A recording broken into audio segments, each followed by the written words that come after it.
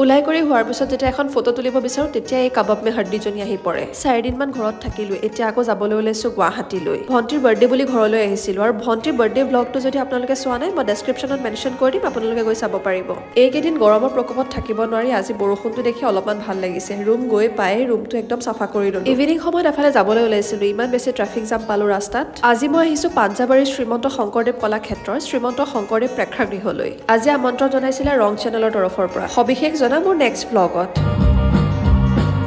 প্ৰগ্ৰামৰ পৰা ওলাই মই গৈ পালোগে হোষ্টেল আজি তুলিকা মেমে আমাক ইনভাইট কৰিছিলে আমাৰ কাৰণে মেমে সাৰপ্ৰাইজ প্ল্যান কৰিছিলে মেমে আমাৰ কাৰণে সাৰপ্ৰাইজ প্ল্যান কৰিছিলে এই কাৰণেই কাৰণ আমি তুলিকা নৃত্যাঞ্জলি কলা কেন্দ্ৰৰ ছেকেণ্ড এনুৱেল ডে অনুষ্ঠানত আমি মেমক অলপমান সহায় কৰি দিছিলো মই ইউটিউবাৰ হিচাপে উপস্থিত আছিলো মোৰ লগৰ কেইজনে ফেলিচিটেশ্যনত হেল্প কৰিছিলে